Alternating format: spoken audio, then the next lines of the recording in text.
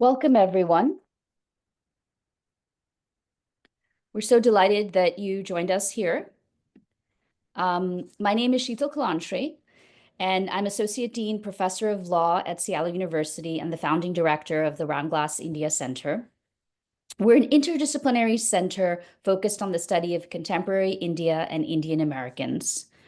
We're so delighted to have with us today leading experts Tanvi and Milan, which I will introduce in a second. The goals of our center are to educate, connect, and give back to India and the US. We educate our communities about issues impacting us through evidence-based information and cutting-edge scholarly research. We connect India and the US by creating opportunities for cross-cultural learning and exchange to promote international cooperation. We give back by working to promote economic equality and justice in both India and the United States, based in Seattle University, which was founded 130 years ago by Jesuits and which has 6 colleges, including law school, business school, engineering school, education, as well as nursing. We are very, very excited to talk today about foreign policy in the United States and India. This webinar series is part of today's discussion is part of a webinar series on the impact of the Trump administration, particularly on India and Indian Americans. We've focused on immigration, health, and other issues, and you can find those recordings in our on our website. So to start today, Tanvi is a senior fellow at the Center for Asia Policy Studies at the Brookings Institute and host of the Global India podcast. Her research focuses on India's foreign policy, particularly its relations with China and the United States, the Indo-Pacific region, and the Quad Partnership. She's the author of Fateful Triangle: How China Shaped U.S.-India Relations During the Cold War, and is working on projects examining China-India-U.S. Triangle. Tanvi holds a PhD in public policy from the University of Texas, and her work has been featured on numerous media outlets and academic forums. Milan Vaishnav is at the Carnegie Endowment for International Peace. He's a senior fellow and director of the South Asia program. He has a great podcast as well called Grand Tamasha.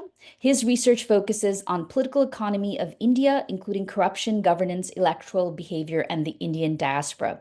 He's the author of When Crime Pays: Money and Muscle in Indian Politics, which won a prize from the New India Foundation.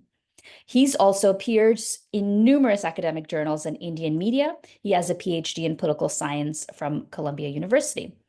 So today we will have a relatively free-flowing conversation directed with some questions by me for our guests, and attendees are welcome to put their questions in the Q&A box, which should be on their lower banner in the Zoom, and then we'll address those at the end, and also, if it's possible, we can look at those as we're going. So let me just start. And by the way, thank you so much, Tanvi and Milan, for joining us. Thanks for having us. Thanks, Sito. So when we started to think about this webinar series in November, as soon as the election results came in, we didn't quite realize that in May, we're going to have so much to talk about.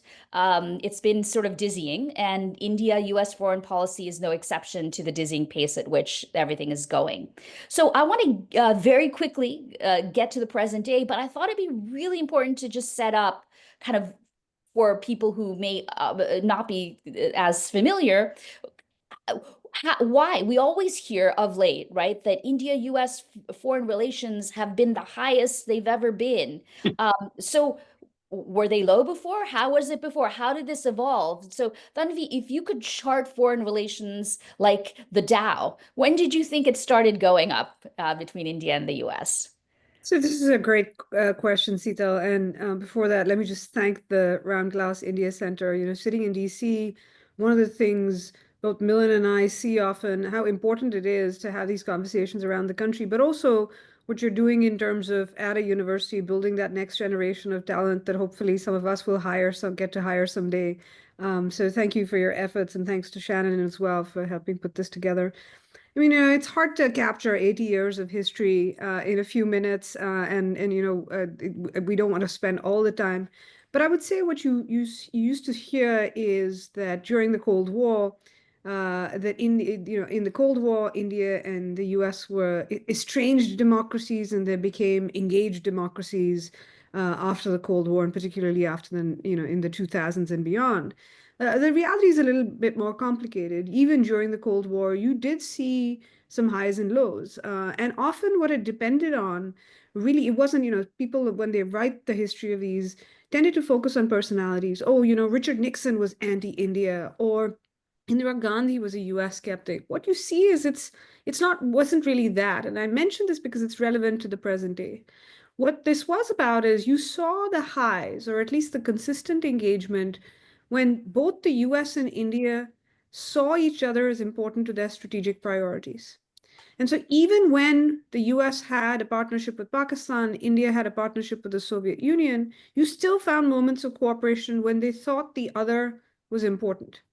And what you saw during that period, so you saw these mix of, periods of estrangement when the U.S. was arming Pakistan, or when the Soviet Union was supporting India. But you also saw moments, for example, over China in the late 1950s, almost through the 60s, where the U.S. and India cooperated quite a lot.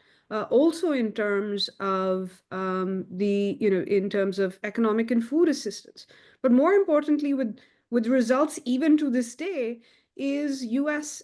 Investment through technical assistance, through financial assistance, in helping India's nation builders at the time build educational institutions. So kind of that capacity building, help setting up the All India Institute of Medical Sciences in India, IIT Kanpur. And you have some CEOs now of American companies who are from that program. It was one of the first computer science programs in the country. So the reason I point this out is there's always been a broad range of areas, but you also did see these periods of highs and lows depending on, did you see the other as important or not? Were they helpful to your interests or not helpful? What you saw, I think, after the Cold War, when India's superpower partner, the Soviet Union, disappeared, but also the Gulf War, and other things happening. There were geopolitical things, but also economic implications of that, which led to India liberalizing economically, needing to rethink its geopolitical view of the world. And what you saw at that time is the US and India, for different reasons, by the late 90s, early 2000s, start to see the other as important to those strategic priorities. For the US, India had become by then a growing regional power at that time, but also people had already started talking about, in that 99-2000 period, of India as a potential a geopolitical counterbalance, economic alternative, and democratic contrast to China. And India that was growing, that the US needed to partner with because it would be active in multilateral organizations as well. There was also an economic dimension. Because India had started liberalizing, it opened up the space for the kind of private sector to private sector collaboration, American businesses going to India, that you had not seen before. The other thing that was, of course, happening in the late 1990s is, you see the first wave of immigration, or not first, maybe the second after the late 19th century, but you saw that wave of Indian immigrants after 1965 in the Immigration and Naturalization Act. But then you see with the Y2K problem and the Indian and US tech ecosystem starting to connect up, immigration here of high-skilled workers, you see that people-to-people dimension. And on the Indian side, since 1999, what you saw, and even maybe a little before that, you started to see Indian policymakers recognize that as they had to build up their military to deal with both their China and Pakistan rivalries, as they needed to create a favorable balance of power in Asia, that the US was going to be crucial as a partner. As India sought a greater role on the world stage, the US was going to be crucial. And then finally, also that economic and technology dimension. You heard Prime Minister Modi say this most explicitly, that the US is indispensable to India's economic and technological transformation. And so the US and India have become important for each other's strategic priorities. And so you have seen, it's not an exaggeration, just to end with when people say it's the highest it's been. You still have some lows when there are some differences, and there are differences. But what you see is for the last, I would say, since about 1999, 2000, you've seen under every successive president and every successive prime minister in India, the relationship has got both broader and deeper. Thank you for that whirlwind overview. So getting us to the present day, right? I mean, Modi, you mentioned Prime Minister Modi very much has been, his foreign policy approach is to be more open to the rest of the world, even if it is still to be somewhat neutral than his prior predecessors, it would seem. And he's clearly developed a relationship with President Trump. So Milind, can you talk about kind of that relationship and whether, how this played out, right? I mean, he was one of the first international visitors to the U.S. in Trump 2.0, right? 15 days almost after President Trump came into office. How does that relationship, and also how does the impact of that meeting as a path forward, as shaping the way to the path forward for India and U.S. relations? Right. Thank you very much, Sheetal, and good to be with you, and good to be with all of our guests, and always good to be with my good friend Tanvi. And we will try to find ways that we can disagree, because we usually agree on 99% of things. I think there is a history here, and we should keep that history in mind, right? I mean, we had the first 4 years of the Trump administration where I think to the surprise of many observers, U.S.-India relations actually fared pretty well, right? I mean, we all remember the disruptive nature of Trump 1.0, and there were many foreign policy reversals in the wake of the exit of the Obama administration. And India, relatively speaking, was untouched. There was a sense of camaraderie, of a rapport between Prime Minister Modi and President Trump. There was a growing recognition, I think, in Washington that India could be the linchpin to America's Indo-Pacific strategy, which, of course, the subtext of which is to try and, deter, if not contain, the threat posed by China. And, that's not to say that there weren't hiccups around issues of trade, immigration. Trump, in one of his first acts, withdrew from the Paris Climate Accords. And actually, in that Rose Garden press conference in which he announced that withdrawal, singled out India as having taken advantage of the United States and the kind of Western Bloc. But by and large, the relationship remained intact. And so I think when we came to Trump 2.0, I think there was quite a lot of optimism from the government of India to say, look, we know how this president works. We know how to sort of tap into his psyche. And going into that first Oval Office meeting that you mentioned, I think Modi was foreign leader number 4, if I'm not mistaken. Dudley can correct me. There was a sense of, we know how to handle this. My own feeling, talking to folks on both sides, was they came out of that Oval Office meeting feeling very different, that this was a much harder edge Trump 2.0, both in terms of the personnel at the highest levels, as well as the kind of priorities and the policy lines that this administration was taking. So we've seen some of those things already play out, not just with India, but with a whole range of countries. Look at what's happened in terms of reciprocal tariffs. Look at the way in which there has been a pretty stark crackdown on immigration, including of going after students who are here to study. We know that Indians studying here have been disproportionately impacted, right? Even in the most recent dispute between India and Pakistan, I'm sure that we're going to spend some time on that.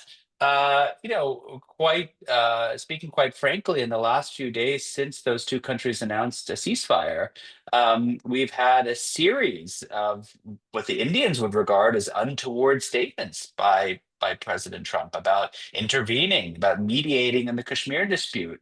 Today, President Trump, or excuse me, yesterday, criticized Tim Cook, the CEO of Apple, for trying to manufacture iPhones in India as opposed to the United States, right? So pitting Make America Great Again against Make in India, putting them in direct conflict. So, I don't want to give our participants the impression that everything has gone off the rails. I think by and large, the general trajectory of US India relations is still headed in a positive direction. But I think pretty soon, I mean, we're only a few months into this administration.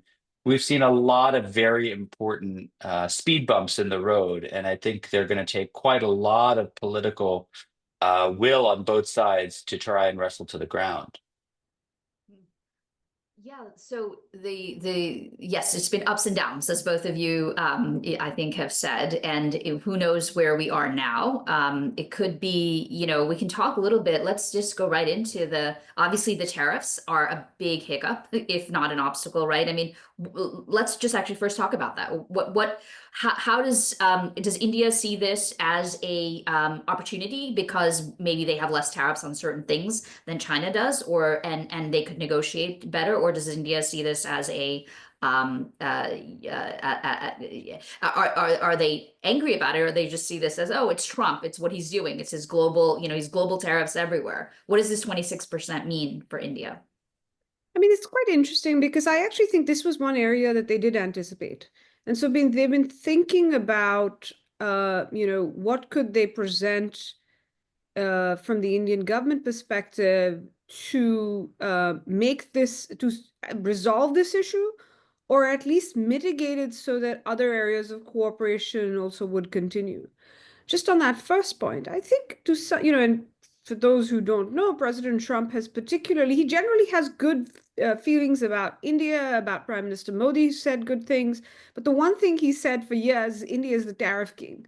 And so this is top of mind. And it's not just, that tariffs and trade are something he thinks about broadly. It's also something he often mentions when he thinks about India. So I think there was this realization that it was important to address this issue for those other areas to continue. But just to that first point about actually resolving some of the issues. Initially, you saw, even before Prime Minister Modi's visit earlier this year, India reduce some tariffs, or offer to reduce some tariffs on some goods that would be imported or potentially imported from the US. But it was also clear to them, I think, that wouldn't suffice. That there was kind of a demand for a broader reduction of tariffs from the Trump administration, and that there would be other asks as well, including purchases of, say, U.S. Liquefied natural gas and oil, or U.S. defense equipment. And the third thing was a range of non-tariff barriers that the U.S., and frankly, not just the U.S., but a number of other countries have said that India should address and make the business environment easier to do business there. The one aspect that you see is that India itself has seemed to be more willing to address those issues this time. I suspect, a number of different reasons, and Milind might have thoughts on this because, some of this is more in his wheelhouse of the domestic side. I think that, there is a recognition that India needs more investment and needs more job creating growth for both economic and political reasons. And you cannot, part of for the Modi government, they had wanted, more manufacturing, more Indian business investment. And I think they haven't seen enough of that. And so I think there has been a rethinking that it is necessary to rethink India's openness to the world. Not open it entirely, but rethink some areas of openness. And that includes making it easier for, as the Indian Commerce Minister has put it, to do business with developed economies that aren't going to dump goods in India, and frankly, that are not China, which is where this concern often comes from. So for India, some of this is, yes, it is about recognizing that for its own reasons, it would help to actually, and for its own growth, it would help to open up. I think the second thing is they recognize that they themselves do not, they don't want to increase their dependence on China beyond a point.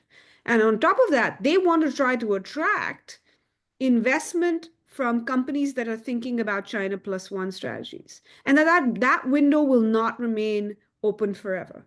And particularly on the manufacturing side, where, whether it is an Apple, whether it is, that's why they've even said, and this was by the way, before the Trump administration, about a year ago, Prime Minister Modi said, we would welcome Tesla to come in here because you can set up the electric vehicle ecosystem in India, manufacturing ecosystem, and batteries and things like that. And also said, that they weren't going to, BYDs, for example, not allowed to operate. They are cars, but they're not allowed to operate in India, the Chinese company.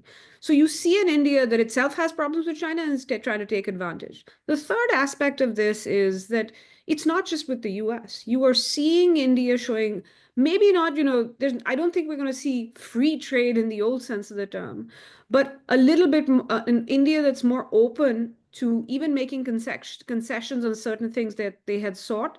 For example, labor mobility in a just concluded agreement, an economic agreement with the UK. They're also negotiating one with Europe. So I think more or less they've been willing. They've been in negotiations with the Trump administration. I think they would like to see a deal done. The question is now the terms and how far they will go. On the 26% itself, I actually think they were relieved it's not higher. Yeah, I would just say I agree with everything Tanvi has said. I wouldn't say that India was enthusiastic about Trump's tariff announcement, but in some ways, this is all coming at a time when I think the Modi government is starting to rethink some of the premises of their economic program. And I think the reason for that rethink is slowing economic growth, right? So we know that international organizations, private banks, the government itself has slashed GDP forecasts. When we look at data on private investment, we see that total private investment, which includes investment by corporates and households, declined by about 1.5% of GDP last fiscal year. India, from the governmental side, has spent a lot on what we call CapEx, capital expenditure, roads, ports, highways, bridges, airports. That public share of investment has probably peaked, which is going to put a lot of onus on the private sector to carry the burden in the future. If you look at data on consumption, private household consumption growth has slowed. Services exports have been pretty good. Manufacturing exports have not. So it paints a picture where there needs to be some kind of shakeup. And I think India sees perhaps this opportunity to strike a deal with the United States as a way of shaking things up and therefore stealing a march on China. As we have been talking now for several years, as Tanvi alluded to, about the China plus one moment, right? This idea that companies around the world are looking to either de-risk or de-leverage from the Chinese market. There are many potential claimants for that investment. India, of course, has been one of them. But the data suggests that to date, India has not really fully exploited that China plus one opportunity. There are some analyses that show that, out of, say, that, $100 that leaves China, 50 is going to Vietnam, and maybe just 10 or 15 are going to India. So India's private foreign direct investment is not just down; its share of overall emerging market FDI is down, right? So it's not just, you can't just blame this on a global slowdown. There's something specific about the India story that has not caught hold. So, I think in that sense, this gives them opportunity. But, I think we have to also issue a caveat here, which is, the United Kingdom has been the first out of the gate to sign, the contours of a trade deal with the United States. But even the Brits, are still going to face a 10% tariff on their exports, right? So this is not necessarily kind of running a race to try to beat everyone else, but it's kind of running a race just to make sure that you get in line first, so that you're not slapped with an even higher tariff, right? As opposed to zero tariff. So I think that's a little bit where we are at the moment. So it seems like there is trade negotiations underway, and maybe there's some opportunities for India to get some good deals within that. But obviously, we won't know until we know. But in the middle of all this, right, turning to the India-Pakistan issues that you had alluded to, Milan. So, to set it up, right, April 22nd, 23 civilians are killed in a terrorist attack in Indian Kashmir, right? This sets off a whole set of events where Pakistan is, according to India, responsible for these, terrorists, getting them, training them, supporting them. And so then India retaliates, Pakistan retaliates, there's drones, then the international world gets involved, right? The US gets involved to try to de-escalate these nuclear powers. And of course, this is not new. These terrorist attacks come, for many maybe who don't know, or you can explain, right? It's a long history of a dispute between India and Pakistan over Kashmir, given when colonialization occurred by the British. The boundaries were not well defined. Kashmir had this semi-autonomous status until 2019 when India abrogated it, and there's also a part of that state initially in Pakistan. So longstanding dispute between these two countries, and how do one thing I was thinking is, there's been multiple terrorist attacks and talk and big ones like at the hotel, the hotel in Bombay, and again Pakistan was held to be responsible by India. But this moment seems a little bit different to me than these other moments, for a number of reasons, and I'd love to hear what you guys think where this attack and retaliation has occurred. So I Go ahead, Tanvi. I was just going to say, I think, in some ways, this was different, but I will say the Mumbai attacks, I think, were significant too. But why was this moment different, or the terrorist attack different? I think, it was the nature of the attack, and this is, as I think India talked about it, as the largest number of civilian fatalities since the Mumbai attack, in a terrorist attack in India. And the other thing was, as I said, the nature of the attack, which is it had what in India is called communal, not just, kind of undertones, but very obviously Hindu men in particular being, out of the 26, 25 were Hindu men, were kind of identified by religion and killed.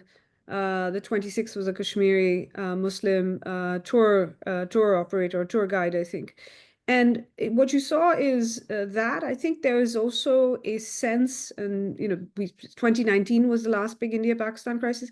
There also have been a few terrorist attacks in the last few years, but they didn't reach this level. And there was, I think, this just sense. I was in India at the time when this happened. You saw this kind of just outpouring, not just on kind of TV and stuff. You just heard people just horrified by the brutal nature and the kind of attack that this was, of people on their vacations, just as tourism in Kashmir has been picking up. And you also saw an outpouring from Kashmiris themselves, who were seeing, for them, this is economic revenue as well, that this was going, it was kind of doing, attacking that, their kind of stomach store, so to speak, because you saw these tourism packages kind of just overnight, people canceling them, etc. So I think, but it was that there was civilians. I think it was the nature of the attack in particular, and the sense from last time in 2016 and 2019, which is that Prime Minister Modi's government even had changed their own policy, because there had been previous terrorist attacks emanating from Pakistan, that you saw an Indian government that said, if there are these attacks, we will take the fight across the border. And so you saw that sense even amongst the public. And I think to all of us who'd worked on this, we knew almost when we heard about this attack that India would respond militarily. So the one thing that was somewhat different this time is the group that initially took credit for this attack and then withdrew it, the Resistance Front, isn't one of the better known kind of terrorist groups that operate. India has linked it with one of those well-known terrorist groups that's based in Pakistan, Lashkar-e-Taiba, but we haven't seen some of India's partners, including the U.S., necessarily make that attribution as of now, at least. And clearly, they haven't seen sufficient evidence to point to that group or to Pakistan's links. But nonetheless, you did see the U.S. and I'm sure Milan will, and we can talk more about kind of the U.S. approach in general. But what we did see is the U.S. did not ask, there was one call for de-escalation, but the U.S. really kind of essentially assumed that India was going to respond, and what they were requesting was a calibrated response. And second, they condemned the attack and said that they supported India and did call Pakistan to hunt down terrorists, as they put it. Milan, did you want to add something? Yeah, I mean, I think, Tanvi kind of covered most of the points very eloquently. What we saw from the U.S. side was what seemed like a bit of cognitive dissonance, right? Because you had Vice President Vance state that this was not our problem, meaning America's problem, that this is something that they needed to sort out. And I think it was about 48 hours later then when he and Secretary of State Rubio were deeply involved in, or according to them, deeply involved in trying to negotiate a ceasefire. And it's pretty clear, at least the reporting suggests, that something spooked the Americans into acting. Now, there have been various hypotheses thrown around. One is that Indian airstrikes came very close to potentially cutting off Pakistani command and control of their nuclear arms. The second hypothesis that's been put out there is that Pakistan started to show signs, perhaps purposefully, that it was starting to engage and move around some of its nuclear assets.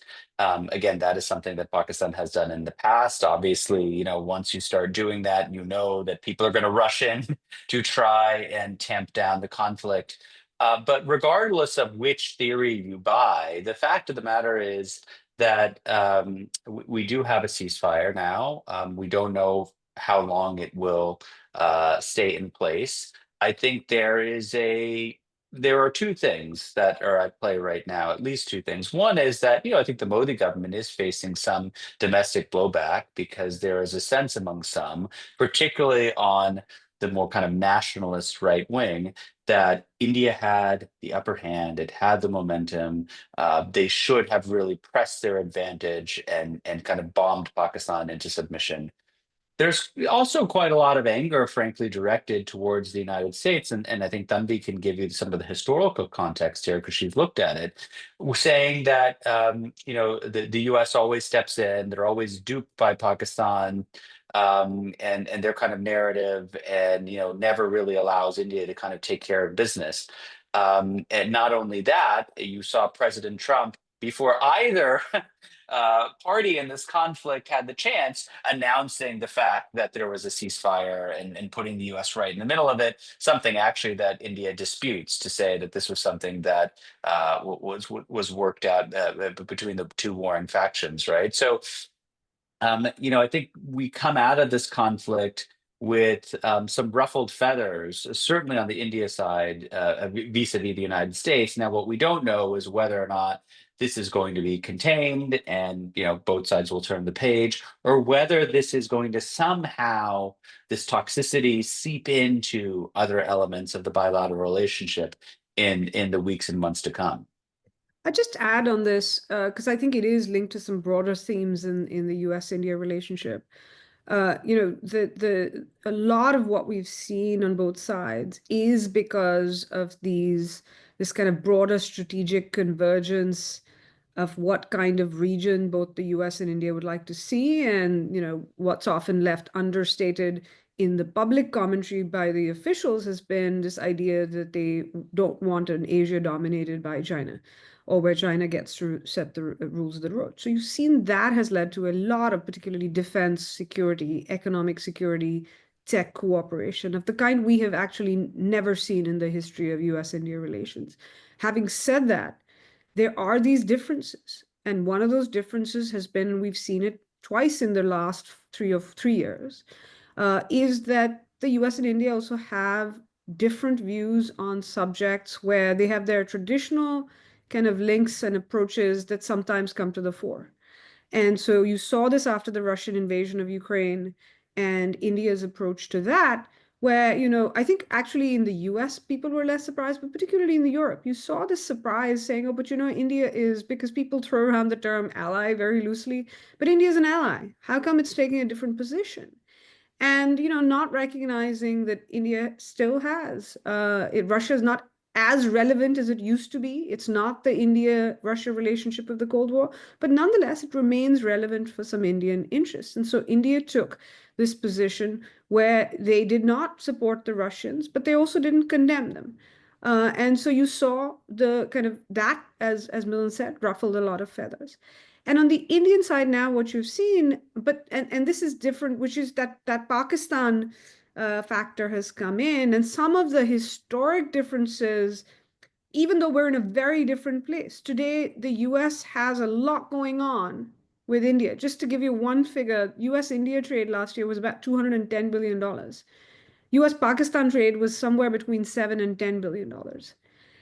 Not to mention, Pakistan is is as close an ally as China gets.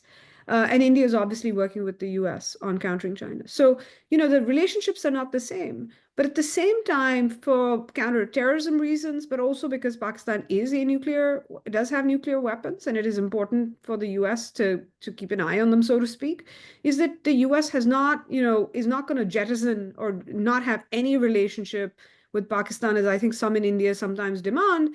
And that's usually not the government, though, who says that, for the reason related to this crisis point that I'll make, which is, on the one hand, President Trump's tweets about this, talking about mediation in the future, but also Secretary Rubio and interim National Security Advisor now, Marco Rubio, in his tweet talked about the India and Pakistan having talks on a broad range of issues in a neutral country. This is something that was surprising to a lot of us because we kind of knew India would never agree to this. And you've seen the State Department walk that back. But part of this is that Indian sense that why are you, for one, both the president and secretary say, why are you equating us with Pakistan? We made clear we do not want to mediation. Why are you saying that? You're giving Pakistan what it wants. And then I think the third thing was this, we don't want to have broader talks. We don't want to, as the prime minister put it, we will not talk or trade or, let water flow if there is terrorism. And then the final point is, I think the concern that Milind kind of alluded to, which is this idea that Pakistan saber rattles with its nukes and that brings in the US and that it's worked. And that what are the long-term implications that will this lead to the Pakistani military and intelligence community in particular continue to use these groups because they know it gets them what they want, which is internationalization and international attention. So I think it is something that it's very clear it's not gone away, but much like I think the broader question is, fundamentals of the relationship are sound. But this is where you see personalities, and particularly a personality like President Trump. Depending on your sport, he threw a curveball or a googly, and you have to anticipate that. But there is another broader issue, which is just like the US and Western concern and questions about Indian reliability when it came after the Russian invasion, you're now seeing some Indians ask about US reliability. These are not new. These concerns. There are skeptics of the relationship on both sides. And I just want to make the point that as much as this relationship has moved forward and enjoys broad popular support, there are nonetheless questions and doubts and skeptics in both countries. Excellent. Thank you, Tanvi, to tie the hostility into the larger context of the relationship between the US. The one thing I did want to add, so in my mind, the way I was thinking about how the terrorist attack and the reaction is different in this context is that the rise of Hindu nationalism in India, right, in the last 10 years with the BJP party. And I think that, and the specific targeting of Hindus really gave rise, right, to this feeling within the country of a Jai Mata rallying around India, and even people in the Congress Party, like especially Tharoor's viral video defending Operation Sindoor. I think just to me this seemed that one way was different. As the other way in the international world is that the world is witnessing, Israel kind of reacting to an October 7th terrorist attack and a continuing devastation of Gaza in a way, the US and Trump has sort of given a license to do so. And so, India is maybe reacting in that context as well, of the decisiveness, maybe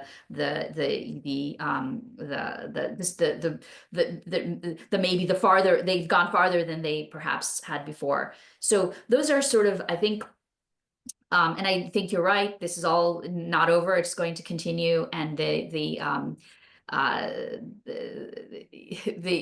definitely shows the way this was solved, and that the credit taking done by Trump and the moral equivalence made between India and Pakistan, as if they were just two equals fighting for the same, territory. But no, this was sort of about a reaction to a terrorist attack. So I think all of that will continue, and all of that, you're right, will shape the foreign relations between the two countries.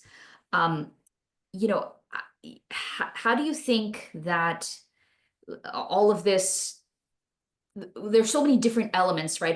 There's the Quad, there's cooperation between them on climate, there's cooperation on energy, there's cooperation on counterterrorism, technology transfer. Which of all of these fields do you think is the most durable and the farthest along, really kind of opening up to see sort of projections? Again, nobody can predict the Dow, and just as no one can predict the foreign relations, but as you experts who are situated in American foreign policy as well as Indian foreign policy and Indian actors within the field, where do you see things going in the next? I would even say in the next 6 months, because 6 months feels like 5 years now. I mean, I think there has been, and this is not a new trend. It's kind of a continuation of an old trend, a kind of bifurcation of the relationship, right? Where if you just take the kind of security and diplomatic components and you separate them from the economic, we've seen a lot steadier progress on the former as opposed to the latter, with regards to how the two governments, as opposed to the two societies or private sectors, interact, right? Where I do think that if you were to talk to people in the Pentagon, for instance, at the end of the last administration, right? I mean, they were very bullish in terms of the amount of progress that they had made and they had seen vis-a-vis India, both in terms of collaboration on, co-production and co-development of high-end defense technology, in terms of intelligence sharing, in terms of military exercises, and so on and so forth. And so I think that's where, I think if you were a betting person, you would sort of bet on. I think on the economic side, of course, the countries continue to trade with one another. We see bilateral trade, increasing year on year. But there is a sense that there might be a fundamental contradiction between Trump's desire, and not just Trump's desire, frankly, there's sort of a bipartisan desire to reshore and to make more in the United States, a contradiction between that kind of industrial policy and what Modi would like to do, which is to turn India into the manufacturing hub for the world in the 21st century. And so obviously their ability to work through and solve these very thorny issues of trade are going to be, help determine whether or not we'll see progress on the economic front. But I do think that there's also another wrinkle to the story, which the India-Pakistan disputes brings into stark relief, which is India has increasingly diversified its defense materiel away from Russia towards, newer suppliers from the West, including Israel, the United States, France, other countries in the European Union. And right now there is a very intense conversation going on in India about how well all of that material actually performed against, say, Chinese-made, technology that Pakistan has used. And so, I think there are kind of conflicting, imperatives, and I think there's going to be a lot of intelligence gathered from this conflict, including on the part of the United States, which for the first time is seeing some of this Chinese kit being used in an actual hot conflict. But we had sort of taken, I think, as a given that India would be moving more and more in this direction of diversifying, moving towards the West when it comes to sourcing its defense hardware. And I think this conflict actually kind of hits the pause button. And I think we're going to kind of see some introspection on the Indian side on that score. I think in the short term, even on that, what we will probably see is in some ways, India doubling down both on diversification, even more broadly, not just in defense in terms of strategic partners, but also what they have been twinning that with, which is indigenization, more Yeah. on the defense industrial base. But the reality for India, which is why I said, at the end of the day, these are speed bumps. Some of them are, bigger speed bumps than others. The fundamental issue, even despite all the differences that the US and India can have, is that for India, if it's trying to even build its defense industrial base, what you need is help with building the ecosystem, with technology, with skilling. And that is what you see companies, including some that are based in Seattle or in the region, in Washington State in general, that are doing joint ventures with Indian companies and co-producing there, which means more business and more jobs, both in the US and India for those platforms. So it won't be just US, it will be a lot more diversified. And then the question is, what is the timeline you will see on that indigenization, which over time you'll even see sometimes American companies say, not necessarily for the Indian market, but for their platforms more broadly, it might actually be cheaper for them to produce in India, or it is in region. Things like munitions, as we've seen from the Russia-Ukraine conflict, sometimes it helps to have them closer to the sites of hostilities. But to your broader question, Sita, I think there is at the end of the day also to me down the line, whether 6 months or 6 years, the same question that I started with, which is from a strategic perspective, is there convergence or not? Because to me, when there is strategic convergence, when either country sees, or even in this case, if the president sees from his perspective, India as important, and India sees the US as important for some crucial goals, then not only does that lead to the governments facilitating cooperation across the board, but it also helps them and incentivizes them to manage differences. That latter part gets less attention. But we've had some pretty big differences between the US and India in the last 3, 4, 5 years. 20, 25 years ago, those would have derailed progress, stalled it. But it hasn't. And it's because there's that broader incentive. And to me, that's the crucial question, whether it comes to 3 months, 6 months, 6 years down the line. As long as that continues, you'll see people try. Because the other thing, the term that's often used, because Prime Minister Vajpayee used it at the turn of the century, was natural allies. And it suggests, that this is just a natural partnership. In fact, Nehru years ago even also used the term natural partnership. But the reality of this relationship is, because in some ways it's quite new, this close partnership is new. It requires not just nature, but nurture. And so it takes a lot of hard work. And the question is, are both sides willing to put it in? That depends on, is there congruence between the two on some big priorities? The other thing I'd just add is on the future ahead, is this is not just about the federal governments. There are lots of stakeholders. So if one is strategic, priorities or strategic congress, the other is stakeholders. Whatever the governments are doing, there's also governments enable, but at the end of the day, there are all these other enable or can be obstacles. But there are, whether it's the states that are taking certain actions, cities in the US case, whether it's business, whether it's university, choices that are being made. And some of it will depend on their continuing. So for example, I don't expect the Trump administration to be prioritizing, climate cooperation, but Indian and American businesses will continue to work on the clean energy side.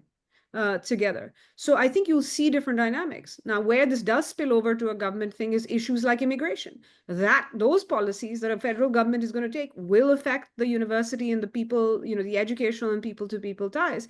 It won't necessarily mean that it will end. It might mean that you see American companies American universities say, okay, we can't get a certain number of students here. We're going to either think about maybe not, even if not campuses in India or partnerships in India, setting up in, say, the UAE and attracting students there. So rethinking, or, companies saying, okay, we can't get workers here. We're going to set up more global capability centers in India, at least till AI takes over everything. So I think you're going to see a lot of adaptations over time, but there are real links here that, despite all these differences on the strategic side, still matter. Yeah, I totally agree. I'm based in a university, and I think we need to rethink our business model in light of, with the defunding of research, the student visas, and become creative. One thing, maybe this is a bit of a curveball question for you guys, or a thought. I feel, and you said, Tanvi, that U.S. and India are natural allies, which I believe as well, given that there's a shared language of English. In at least the elites in India do speak it, and it's a government language. There's also a shared common law heritage coming from the British, right? I teach contract law, and some of the old British cases I teach in my casebook are taught in India. Yet I feel there is, in these foreign policy discussions, or really any discussions in the national stage, we don't talk much about law of India and the similarities or the differences, or even in terms of corporations and businesses. How is the law facilitating doing business in India or not? People don't even know about the Supreme Court of India, right? How does it take cases? Does 34 judges, or it selects itself? So this is just for you. Why do you think that's absent? I mean, law schools in America don't even study India. We have China centers, we have East Asia centers. So I'm one of the few people who's been championing this and marshaling this along with a group of other people. But I'm wondering, from your vantage points, why do you see this as a gap, and why does it exist? I'm going to leave that question to the person who's done work on institutions in India. No, I mean, I think, look, when it comes to the United States as an establishment, I think we in the kind of policy or foreign policy establishment are still playing catch up, right? I think starting in 2000, as the U.S. India strategic partnership started to deepen, we did see think tanks, universities, other organizations starting to invest in India. I think a lot of that investment in the first instance was made in the foreign policy, the IR kind of security domain. We are still relatively underweight as a community when it comes to understanding India's political economy. That is, how do the kind of gears of the Indian system work internally? I am happy to note that I think we're starting to see some catch up take place. One of the things that Tanvi and I have often talked about is that, as much as we in the United States beat ourselves up for not understanding India, and I believe we should continue to beat ourselves up because I still think that level of competence is not where it should be, I think we also have to ask the reverse question, right? Which is, what is the extent to which people in India are studying and focused on the United States, right? I mean, you would really struggle to find a PhD student who has done his or her dissertation on the United States as a subject of inquiry, right? Particularly if you leave out US-India relations, right? And so that leads, I think, to a lot of confusion about how Congress works, how the judiciary works, what happens when you have, say, divided government, what is the role of independent agencies outside of the executive branch as opposed to the executive branch itself. So we don't talk at all about that side. And one of the pleas that I've made with Indian or Indian American philanthropists is, that is a place to start. And rather than starting kind of with a splashy center, really invest in students, right, who are writing theses and dissertations and looking for postdocs. I mean, that's really where you sort of have to go. So I see this as a two-way struggle where I'm happy to note that I think we've made some progress in the US, although we have a long way to go. But I do think we need to give equal attention to the other side of the coin as well. That's a very important point, and to just wrap up, I agree. I have two questions from the audience, which I'm going to ask, but to make the point, I still do think there is a huge gap, and because I'm based in a law school, and I'm I study law in India as one of the 5 or 6 or 7 law professors around the country do. So I do think still that there is this gap within the American side in the law front that I hope that we are able to invest in and fill as the India-US relationship grows, as economic ties grow, as political ties grow. I think other ties should also be thought of. So the last 2 questions, and I'll say them both and then you guys can get to them. Is there a spot of friction between US and India more likely beyond tariffs? So we talked a little bit about this, students and migration issues affecting future diasporas. Is there been, and to add to it, is there back channeling, right? Does India pick up the phone and call and say, hey, what are you doing to our students? And in addition, right, the stuff affecting diasporas, obviously the green cards are the issue of where there's a huge waiting period for Indians to get green cards as opposed to others, given the way the quota system works, which now, if birthright citizenship is taken away, also impacts Indians. The second question is, how do you see the recent loan which was given by UN to Pakistan amidst this crisis? And how does the Baluchistan uprising affect the Indo-US relationship? So in 1 minute or less, Milhan and Tanvi. Just on the kind of broader U.S. India side, and on the issues you mentioned, Sita, I think on the immigration side, the government's going to handle this differently. They have said that what they are trying to address is keeping and they're making the case to the U.S. that the especially high-skilled workers linked to the innovation economies in both countries are important. But I think at the same time, they're already thinking about a future in which there will be less, openness here to people, and thinking both in terms of how do you take the opportunity of those returning to India.